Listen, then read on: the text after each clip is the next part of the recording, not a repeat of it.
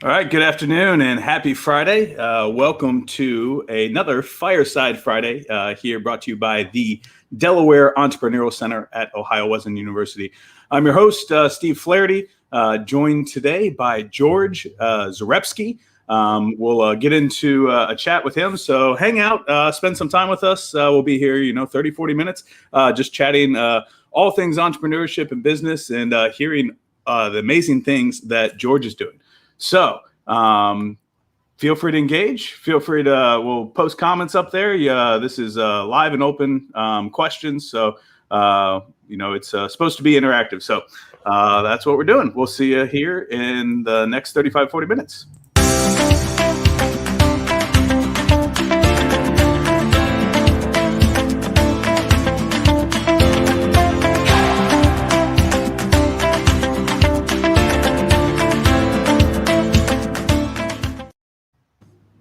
All right, so got the intro out of the way. So welcome to Fireside Fridays. So this is something that we started doing at the Delaware Entrepreneurial Center at Ohio Wesleyan University as just a way to have a unscripted, free thought, free chat with people that are doing amazing things.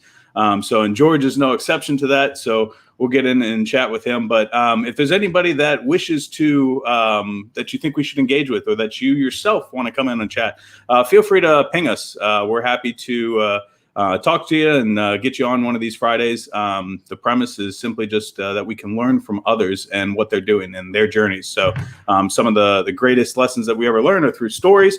And so that's what a fireside chat is simply a story and a chat with awesome people. So George, welcome to the Fireside Friday stage here. I know you decently well, but I always like to start off with, we call it the origin story, but we don't need the whole life lesson. But, what makes you you, and, how'd you kind of, get started where you've been and where you're going? Just if you want to take a brief 2 minutes there and describe that.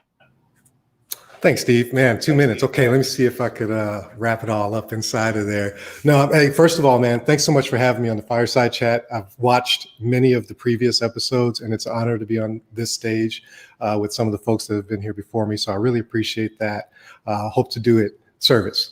So my name is George Zarebski, or Ski, which is a moniker that you get when you join the military and you have a Polish last name, and it just sticks. So feel free for anyone to call me Ski. And origin story, born and raised in the South Side of Chicago, joined the Air Force right out of high school, retired after 22 years, did a tech startup, had an exit, moved to Columbus, and just really got engaged with the entrepreneurial ecosystem here. It was very opening, very welcoming. I was really blown back. I had no idea that Columbus had so much to offer for the entrepreneurs.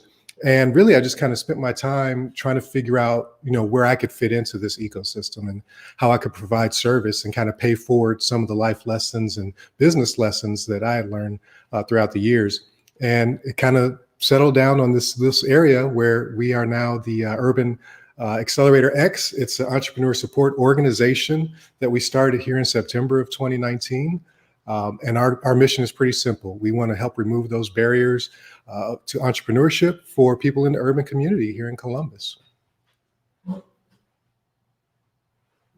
Have to unmute there. That's awesome. And for those that don't know George as well as I do, he's very humble in what he's done and his accomplishments. So, I mean, the service to the country, with the Air Force, got to go all over the world and serve that. And we thank you very much, for your service during those times.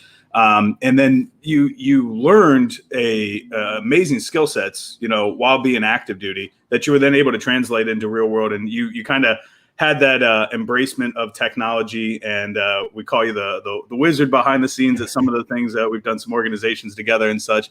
But you grazed over the startup and the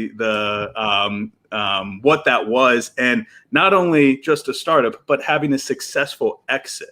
And there's a lot. I mean, I think when we talk startup world, I mean, it depends on who you ask and what day or whatever, but generally speaking, I mean, 85% of them fail. And so the fact that, not only did you, have the service, learn stuff in the Air Force, have that outside, skill set as well, and then apply it all together and then do a business, but you had a successful exit. So maybe just touch a little bit on, the background of the story of that startup journey, from kind of where it birthed, if you will, and then you guys had quite a quick ride, and then the successful acquisition. Yeah, no, absolutely. And thanks for, I knew you would pull it out. So that's why I tried to keep it, really high level, and we'll dig into it. So yeah, well, let's talk first about the experience that I gained in the military. And I'll start at present day and say, hindsight, I can tell you that joining the military, any branch of the military, really sets you up for startup success, because what ends up happening is you have your primary job, that thing that you're good at, but you end up doing a lot of other things, right? And the longer you stay in, the more you learn about those other components, right? So it's not too different than, climbing the corporate ladder, if you will, where you have a specific job when you come in at entry level. But, eventually you can make your way up that ladder. And in order to do that, you have to learn so many other components, right? You have to understand second, third order effects of things and that type of thing. So that was really an incredible foundation that I had no idea I was going to get from joining the military. My specialty was in RF transmission systems. So that's radio frequency technology. So everything from the car radio to satellite, low frequency communication that's used in intercontinental ballistic missile transmissions. So there was a pretty broad scope right there, and that grew and changed over the years as well. And toward the end of my career, I was fortunate enough to be in a position of quality assurance, process improvement.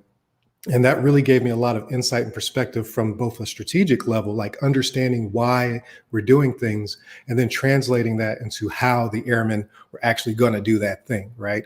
And we also looked at all the other components of running an organization, records management, finance. We did budget reports. It was the whole spectrum, which really, again, just sets you up perfectly to do a startup. So right after I retired, it just worked out like magic. A couple of friends that I had and I'd known and met through the service, we had worked together before in several capacities, mostly in tech.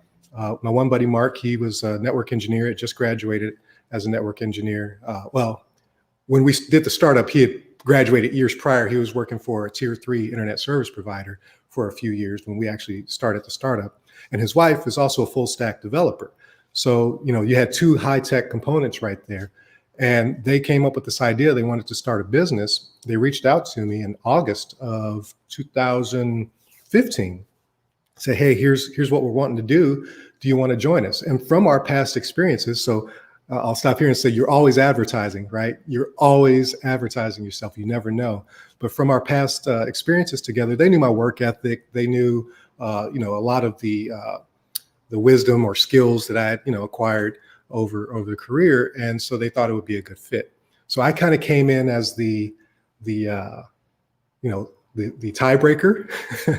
And also I brought the operational or the COO component of the business. And honestly, man, I had a hand in everything from branding, marketing, process, user experience for the platform that we built. And briefly, what we built was basically your Google Wi-Fi, or if you have a home internet service and it provides an app for you to be able to pause devices and do things like that. We built that back before it was kind of popular. And we built that out of a need, right? We had a need in our families to have that type of control over our home network.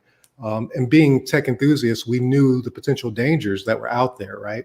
So we wanted to build a platform that was easy enough for the average person to use. They didn't have to understand these underlying threats, but they could be protected and they could have control over what was happening on their network. So that's what we built out. We tried going straight to consumer, B2C in 2016. That was a very valuable lesson learned there. It's really hard to compete with the people that have those high dollar marketing budgets, right? The Netgears, the D-Links, and so on. So we ended up finding our niche in a market called WISP, wireless internet service providers. So these are people that are getting internet to the folks that the Comcasts and the AT&Ts didn't want to touch. And there's a lot of them. And they're all over the place. And they're usually owner-operator type businesses, right? So they don't have large buckets of money. They don't usually have capital investment. They're usually bootstrapped, just like we were for our startup. And so we were able to build a platform that they were able to give to their customers that, allowed them to compete when the Comcast and other folks would try to come into their markets. So that was our niche. And 2018, there was another company that came around and was going to try to do the same thing. They saw us at a conference for WISPs. And, from August to December is how long it took for that M&A process. So we did the hellos, the wine and dining. And then in December, they said, hey, here's what we offer. We said, okay, sounds good. And by December 27th, the acquisition was completed. So it was a crazy ride. We didn't see it coming. We weren't even really fully set up, to be honest, to be acquired. We had gone from a LLC to a C Corp through Delaware by that point, but there was still a lot of stuff on the back end that we hadn't done to prepare. And I'll cut it off there in case we want to dig in that to a little more. But yeah, wild and crazy ride, absolutely amazing. Yeah, well, yeah, and the time frame, as you mentioned, I mean, that's quite, not normal, but does happen, right? I mean, we see it happen, a decent amount, and it's one of those things that you never know at what point, from a trade show, from a networking event or whatever, that you're going to have that interaction that could lead to something like that, right? I think that's one of the things that is sometimes the toughest for entrepreneurship is like, man, another one of these, especially in this virtual environment, right? The Zoom fatigue is a real thing, right? It kicks in and we're all, there's a lot of noise out there. And so, but as you mentioned, they'll always be selling, that's a mantra that, is true. I mean, it doesn't necessarily mean the salesy, persona that, hey, I'm here, can I get your order? But just the fact that, you're visible, right? You are visible at all times. And whether that's, as a customer, as a service, as a vendor, that is something to keep in mind. So, but, you guess, you go through an acquisition and then, you mentioned rolling over to a C Corp, maybe touch, for some people, why that's a difference maker, between, I think a lot of people, we just go, Secretary of State's office of whatever state we're in, file an LLC and we're on our way. Right. But there is some different corporate structure out there. If you can put any light on the, just a quick one on the LLC versus C Corp and why that maybe helped the deal move faster. Yeah. And you know what, Steve, I know you can explain this way better than I can, but I'm really glad you asked, because I'd love to give it from the perspective of a person that's not super intimate with the process, right? Again, I had two other partners. There were three of us. And Candace was the brains, if you will, the business brains behind the operation. So we all talked about what moves we were going to make and how we were going to function. But each of us kind of had our lane, right? And we would kind of brief the other person, if you will. So to give a little history, why we didn't start off that way, I think is important. So our company started in North Dakota. That's where my other two partners lived, and I was living in Alaska at the time. And North Dakota had a decent run with the oil game, right? They had made a lot of money on oil, and they had the wherewithal to say, let's take some of this money aside and put it into a program called the North Dakota Development Fund, because we know one day the oil is going to dry up. And when it does, we want to have an economy that's ready to keep going. So they had the foresight to say, okay, let's have some money and invest it back into companies that were local. So we thought, hey, we're homegrown. We want to have that as part of our story. This is who we are. So let's do everything through North Dakota, and let's try to take advantage of these funds. Let's take that and hire people based off of, this whole concept of keeping it within the community and growing it. Unfortunately, it didn't quite turn out that way, and I won't go into the weeds on it, but we weren't able, and apparently not many people at the time were able to get access to that money. As a matter of fact, the two companies that had been funded by this fund were not even North Dakota companies, but apparently they had some impact. So that was the first thing, right? And from my perspective, it's like, oh, here we go. The whole point of this pot of money was to help people like us, and we're not able to take advantage of it. So that was my first level of awareness of, there's different colors of money, and there's, politics involved. There's always something else that you have to deal with. So once we kind of settled that, okay, we're not going to get that financial assistance that we desire. And again, we were bootstrapped. So, my partners had cashed in their 401k. Fortunately, my wife was still active duty and I had my retirement and disability check coming in. So I was okay. So we were able to kind of work for free, so to speak, and build this thing up. But in time, when we started looking toward the future and we started asking ourselves the hard questions, do we want to be acquired? And what is that dollar amount going to be? Or is this going to be a lifestyle business that we'll just own and operate in perpetuity? We never really did come to an answer on that, right? We knew that we needed to be prepared for whatever might come. So that's when we made the conscious decision to look into becoming a C Corp in Delaware. Delaware is very friendly to companies, as I understand it, right? It's kind of like the common source of truth, right? On anything that the majority of people are familiar with, it makes it easier and more scalable, and it reduces the cost to do that thing. And so being incorporated in the state of Delaware was very attractive to investors. It was very attractive to a whole range of folks from a financial perspective, and the speed at which things would get done from a legal perspective. It was just really fast. It's a working machine, right? So that is the de facto standard for startups, folks that are potentially looking to, have equity share and that kind of thing. Delaware is the de facto standard for that. So that's why we made that decision, not knowing that, a year and a half later we would be acquired. But, that was kind of the first step to get us ready for that. And so I'm glad that we did make that move because it saved us some time on that back end. And as you heard, that was a really quick acquisition. So that definitely helped that process go quicker. Yeah, well, and just to clarify for anybody listening, we're talking about Delaware State, not Delaware, the city, since we're in Delaware at the Entrepreneurial Center. But yeah, so it is the state of Delaware. You will find that all of your favorite brands in the world are pretty much headquartered at 2 addresses in Delaware State. So there's some offices that have registered agents, but Apple, Google, Nike, you name it, they're headquartered officially on paper in Delaware as a Delaware C Corp. And as George alluded to, so where that kind of premise, the investors or the investing community is really familiar with the Delaware state laws. And it was the first business court in the country since it was the first state. And so the case law is friendly to business. So they know what they're dealing with, and it's one court system to deal with as opposed to having to deal with, we invested in this company. They're in, Iowa, this one's in Ohio, this one's in Florida. What are the rules there versus there? They just send kind of everybody to Delaware. So that's the premise there. And it does allow for the, kind of alluding to what you were talking about with the LLC versus C Corp, right? It's not really easy. Like when you were an LLC, you had 3 members, you guys have, a share of ownership or whatever. To bring in outside investment is kind of tough because how do you treat that person? I mean, you can issue stocks in LLCs, but you can't do it widespread. And it's more as then they're a member. And then that, brings both liability and a different ownership structure and then tax filings and all that. Versus the C Corp structure is more like the publicly traded companies that we know, even if they're not public. The structure and format is there, and then stocks are easily issued, and you can have common shares and preferred stock and everything like the markets would. You're just not listed on a market until you go public through like an IPO, as we call it. But yeah, so that's great. Exactly. Well said. Story. And I'm curious. So because my company now, we're doing work with the military.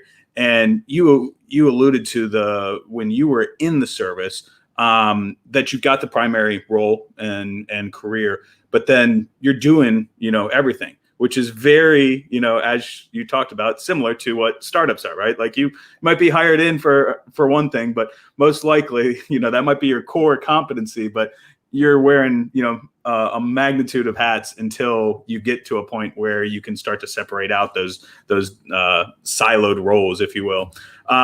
But what we're seeing on the flip side too is that the military has got a lot more innovative and working with startups.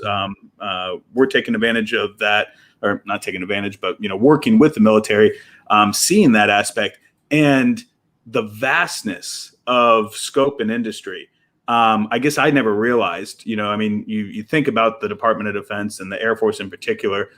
Yeah, it's a large organization and all that, but just everything that they do handle. Air Force in particular, I think about, fighter jets, warheads, and, planes and runways, right? That's like Air Force. And just understanding the complexities of how big they are. Each base is like a mini city, has personnel there that, probably 85% of them have nothing to do with the flight line. And just managing everything else. So I guess, just since we do some, for those that aren't familiar, at the Entrepreneurial Center, we've got something that we're working with the Air Force called the AFWorks program. It's the Air Force's innovative wing. So if you have a existing business, or if you have an idea that you want to take that, would solve both a military need and a non-military need, we can help you take that business to the military, and they are funding. So $50,000 phase ones, $750,000 phase two. So you can get $800,000 of funding in less than a year to scale your business for a military need. But George, and that's non-dilutable as well, right? Correct. No equity. No. It's not a grant. It's a revenue producing contract. So happy to chat with anybody about that. But I'm curious, just for you to be able to put some color on what the Air Force does outside of the planes and bombers and all that, since you lived and breathed it all over the world. Oh man, I'd love to. Yeah, I mean, that's an excellent point. My whole career, when talking to family or people not familiar with the military infrastructure, you say you're in the Air Force, and the obvious question is, what kind of plane do you fly?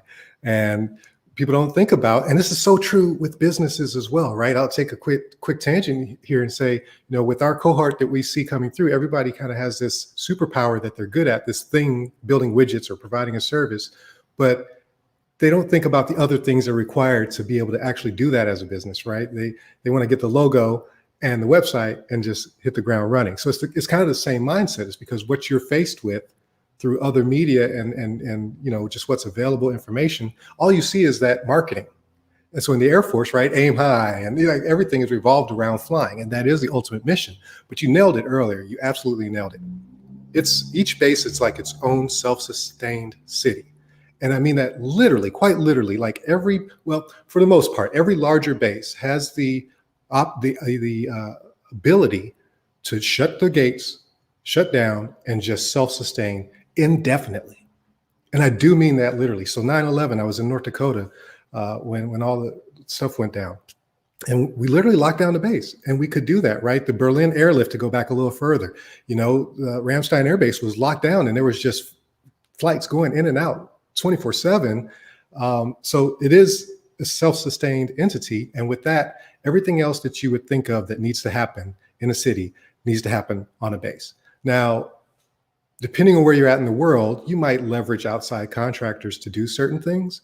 But ultimately, if we needed to, we can do everything in-house. So every skill set that would be required for a municipality is also there in the Air Force base, right? So roads, not just runways, but the roads themselves, power production, heating, ventilation, and air conditioning, like finance, marketing. There's marketing departments, PR, like all of these other components are necessary.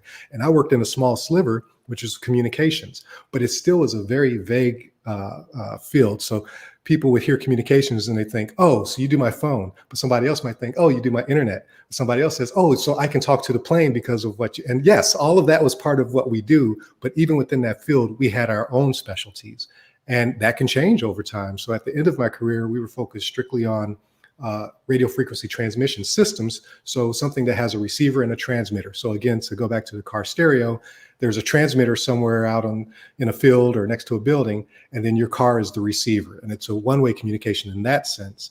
But most of the communication equipment I worked with was two-way. So we would go to a place that had nothing, and we would set up a base, again, with all the different components, even security forces, police, the whole nine. And we would create an environment so that the business of putting bombs on target, could operate and could function. So it is really quite incredible. And most people don't think about just all the other aspects that go into maintaining and running an Air Force base in particular. Yeah. Yeah, no, I mean, yeah, it's again, it's blown my mind at the size and the scope and the scale of what they do, you know, worldwide, right? And the different relations that they have to have. You know, we've seen fertility drugs get funded, you know, by the Air Force through the program. And you know that's because I mean, if you think about it, you've got husbands and wives on and families on bases that Yep. they deal with those problems, you know, just like outside the fence would, right? I mean, Hmm. it's they're not immune to it because they're on a base. So those are the types of things that you know anything that the personnel and the airmen and the warfighters that have to deal with for any part of aspect of their life is within the scope of the Air Force of what they have to manage, and also what that means with us in particular with the Entrepreneurial Center and the AFWorks program. It's what they'll fund. So they will fund, Right. you know, things. So I mean, mental health, you know, they deal with that, you know, Hmm. especially after the transition, you know, with PTSD and everything. You know, Veterans Affairs is still under the Air Force. The Air Force is still responsible, you know, for Veterans Affairs. So that is all within scope. So yeah, it's been quite, you know, eye opening.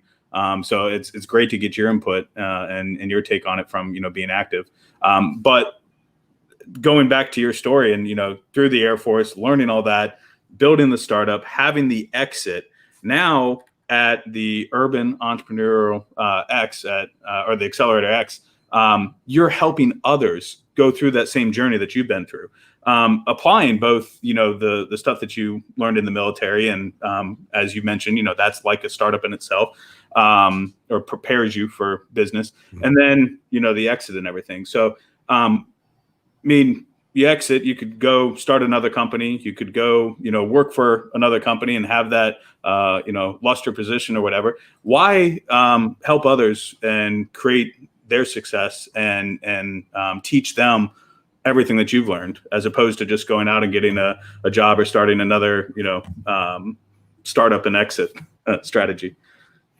Yeah, yeah. Another great question. And I'm going to answer that differently than I've ever answered it before right now. And I'll just, to put it really frankly, right, to just be real blunt, it was absolutely selfish reasons. Um, it sucked not knowing things.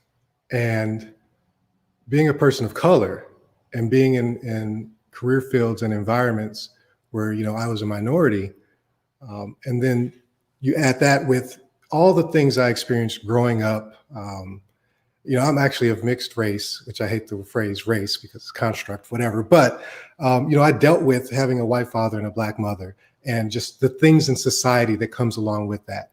And I've always been pretty geeky as well as, you know, on top of that. So I always had like these anxiety and inferiority kind of deals I needed to deal with. And I always wished there was a tribe, if you will, that I could be a part of that understood kind of what I was going through and helped me get through that. Because I've always had the passion to be helpful or provide service to other people.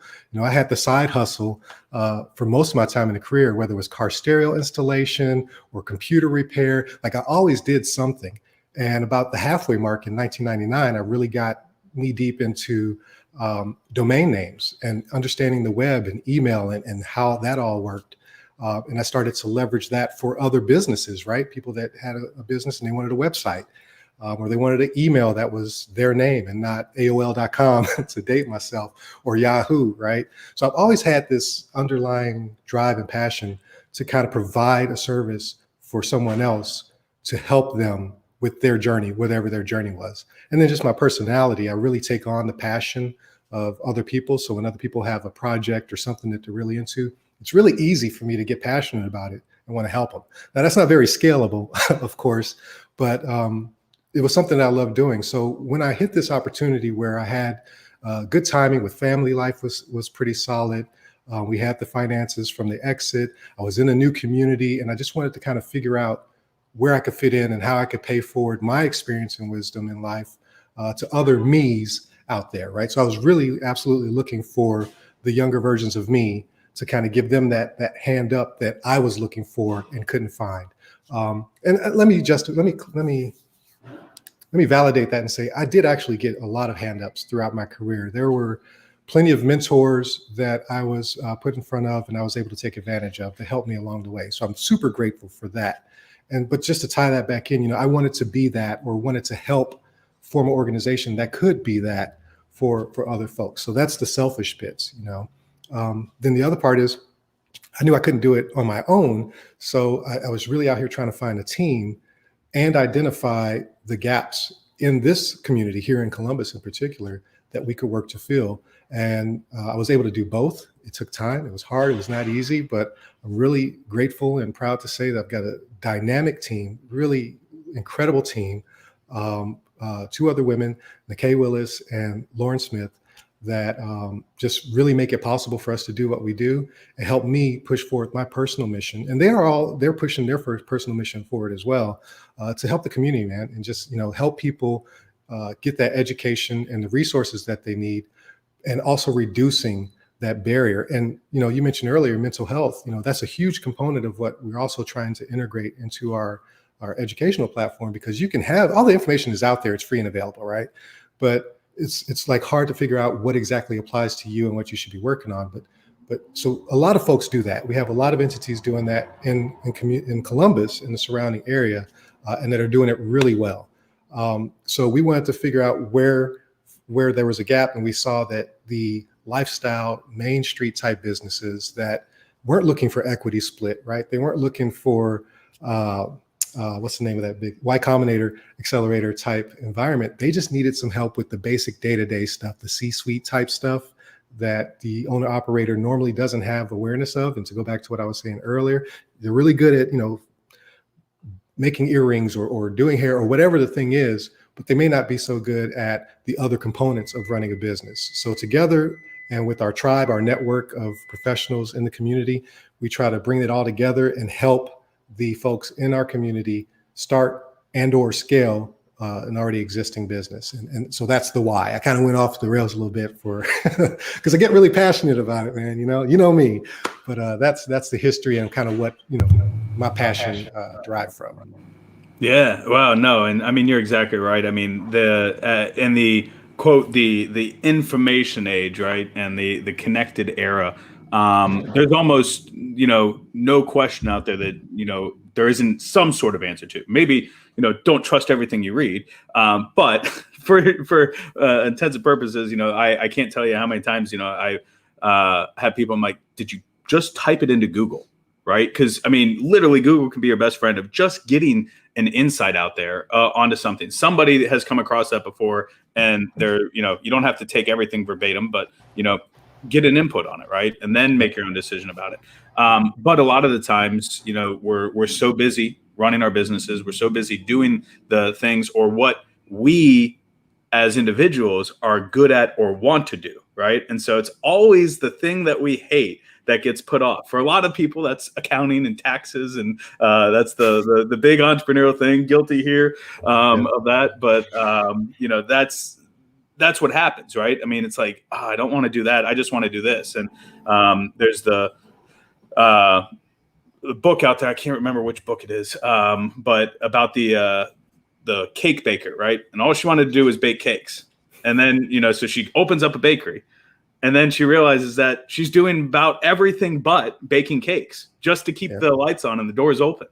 And that's the hard part, right? That's where, entrepreneurship isn't easy. It is a lonely journey at times. Mental health so often has been a stigma that we haven't talked about. And it's good to see founders and big time CEOs and everything addressing it and talking about it. Because it is. It's I mean, I'm here late at nights, the only one here.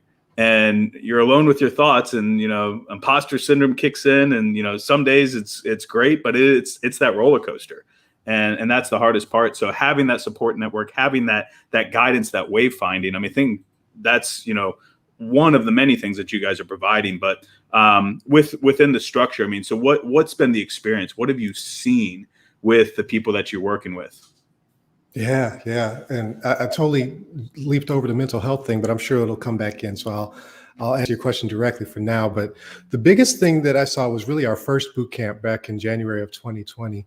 I look at it now as so you think you want to be an entrepreneur boot camp, because that's really where folks found out all of the other things, right? And so what, like you're saying, and you've said many times before, the 80-20, right? So for that baker, 20% of what she does now is baking. And the other 80% is doing all the other things that allows her to bake, right? And so it seems ridiculous when you think about it from that perspective, if all she wanted to do was be a baker. So a lot of people learned all these other aspects that were required, not, optional, in order to have a successful business. Everything from the simplest thing is, forming your LLC or whatever, incorporating your business. Like a lot of people just don't even take that $99 in Columbus, in Ohio step, but we had 15 people in that cohort. And I think 5 of them already had businesses, and some had been in business for 10 years.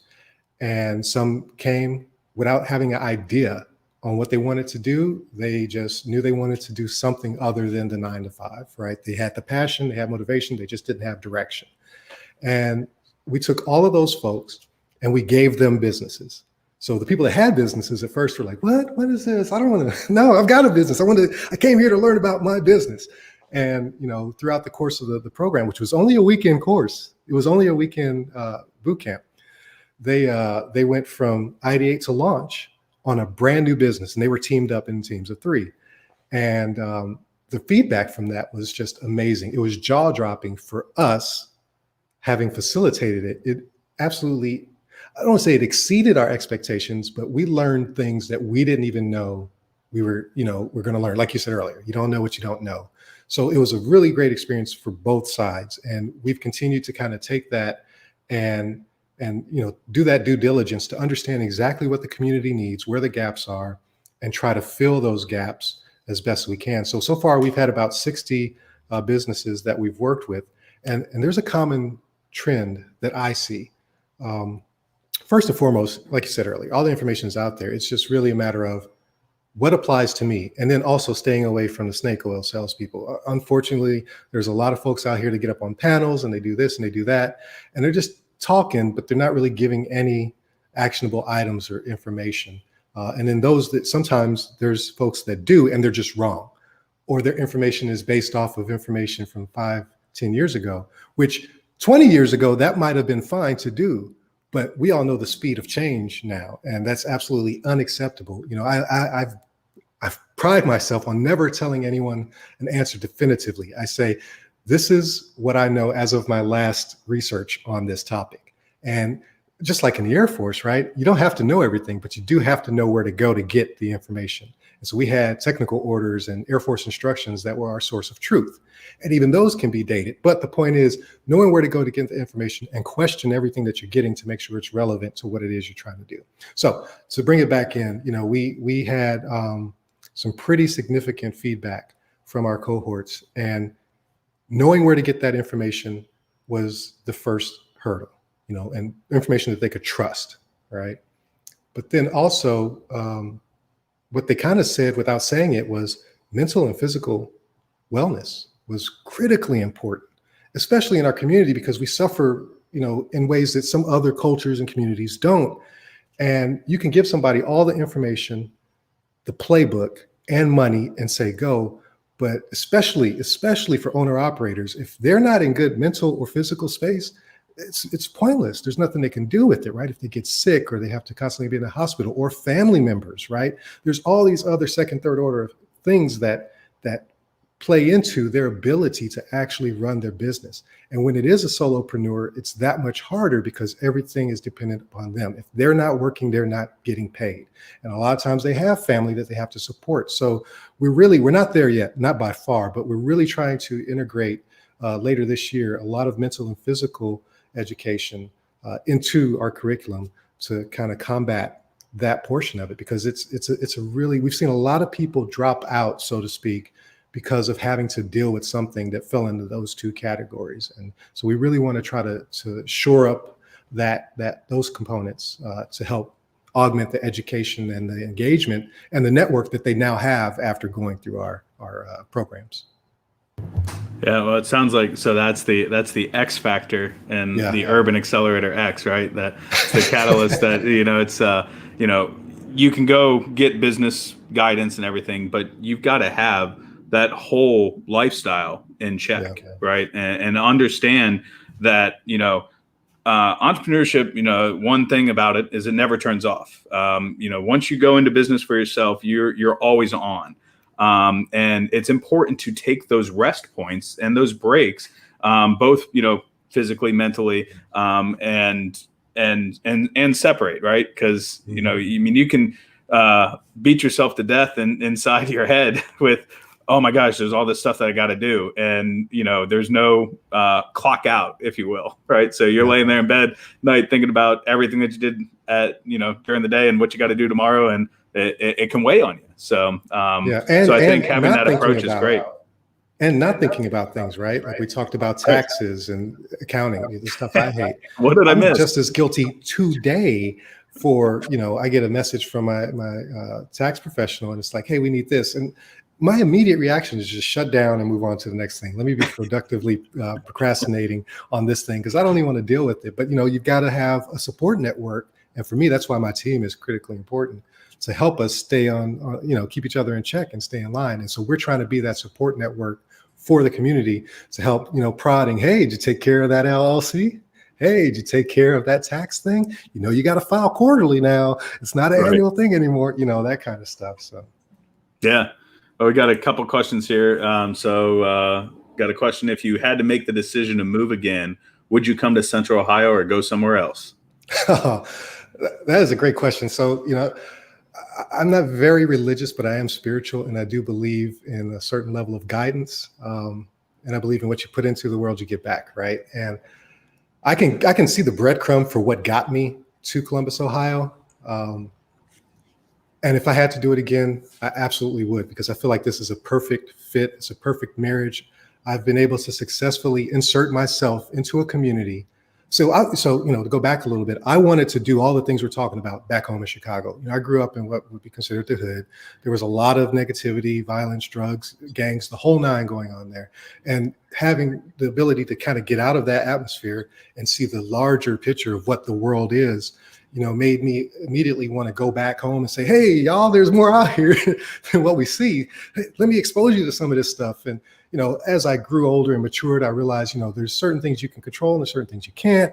And, you kind of have to make a difference in the community that you're in. So I found myself here, and it just seems to be a perfect fit.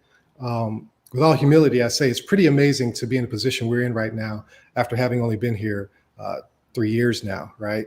And that's because of the community. I could not have done the same thing in a Chicago, in a Detroit, in any of these larger cities, or even like mirrored cities like Austin, Texas, for example. I feel like this is where I needed to be in order to fulfill my dream. And I'm hopefully, I'm making a significant impact or helping make a significant impact in the community. So the short answer, yes, I absolutely would come to Columbus, Ohio again. Absolutely. I'm a Midwest boy anyway, so. Well, that kind of plays and answers into the question two here from SJ is how important is it on a scale of 1 to 10 to have an ecosystem, a community for entrepreneurs to involve themselves with? So leveraging your experience and worldview. So kind of touched on it, but if you want to add any more color there. Yeah, it's absolutely. So, okay. We talk about self-made, right? No such thing. Nobody's self-made. Nobody has the ability to go from nothing to, whatever on their own, whether they believe it or not, or whatever the perception is. I would argue anybody to the hilt that it is always dependent upon a community or some type of network. You have to have an ecosystem to work within. You have to. I can't think of any example where somebody could just do something by themselves. As a consumer of whatever they're doing, we might see it that way.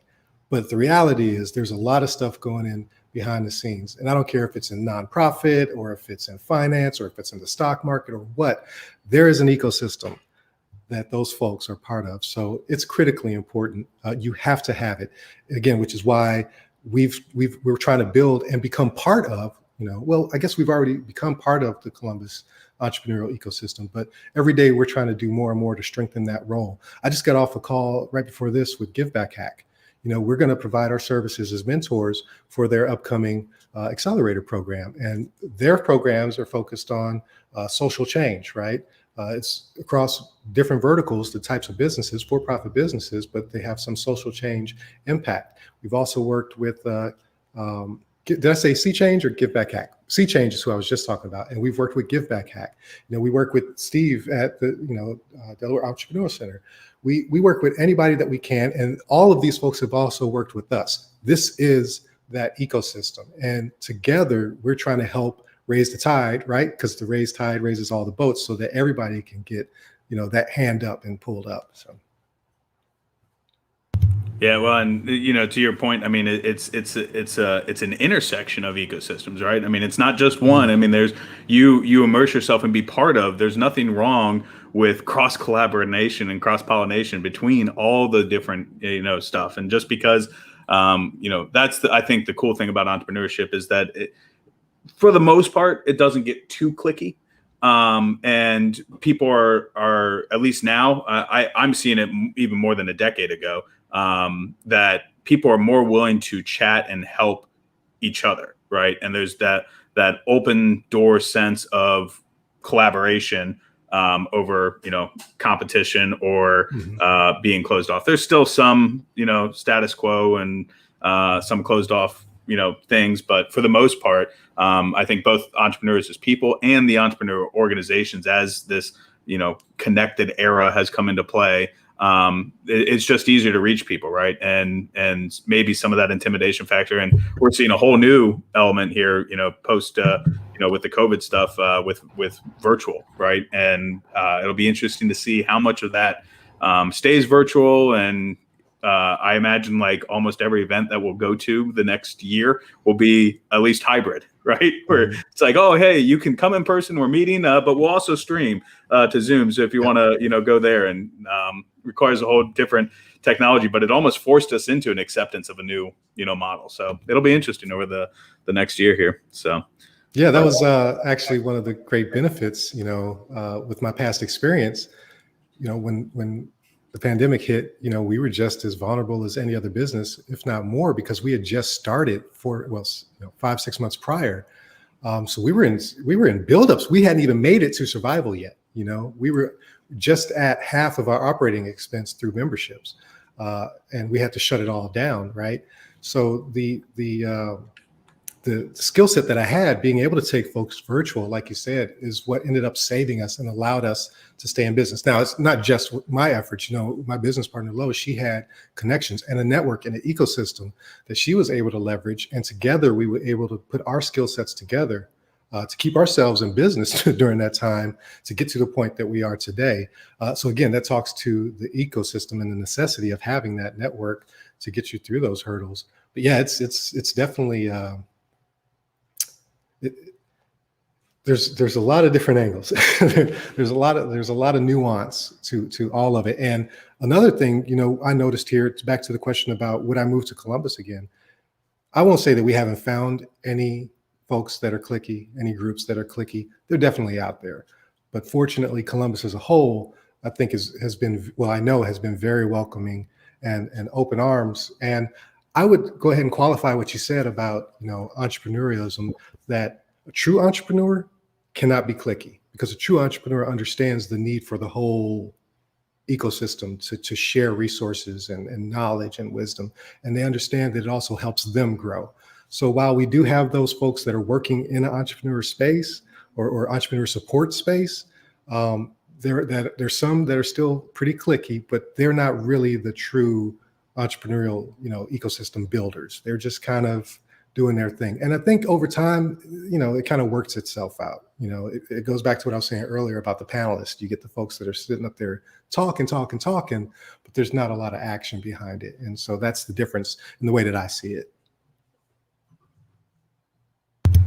Yeah, definitely. I think you're exactly right. I mean, there's no, and it goes back to being authentic, right? I think authenticity wins, and people can sniff it out. I mean, if you're not honest, or if you've got a hidden agenda that you think that you're, slick and slipping it in there or whatever, or getting up on those panelists just to sell or whatever, it doesn't translate, or it's visible, and maybe it translates too well, right? So, right. But it's not. Generally accepted, I guess. But yeah. But yeah, well, George, I could chat all day with you. It's been awesome. kudos to everything you've done, the willingness to give back and help others and, share those experiences and provide it back to the community is awesome. So for anybody that wants to reach out, so you can email George here. And check out the UCBUS, so the Urban Accelerator X. And it's open to all Central Ohio. I mean, this is, and I think you'd probably work with anybody anywhere, but it helps to be, local here. But yeah, so reach out, connect. George is an awesome guy and willing to help, and no matter what part of the business you're at, right? So, and go be part of the ecosystem. So George, Steve, thanks again, man. Super appreciate it. And yes, you're absolutely right. We'll never turn down a conversation.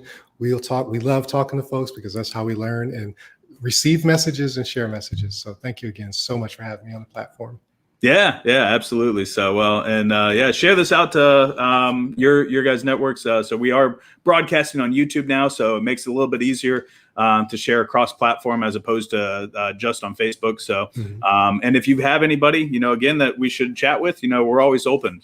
So we love just having conversations with amazing people that are doing awesome things. That's what this is all about. So unscripted, raw, real, uncut. That's what we're about here. So everybody have a wonderful weekend. Make sure that you don't make the weekend the weekend. So, don't stop going, keep doing the stuff, and we will catch you next Friday back here with the Fireside Friday chat, 1 p.m. Eastern from the Delaware Entrepreneurial Center at Ohio Wesleyan University. Take care, everybody. Thanks, George.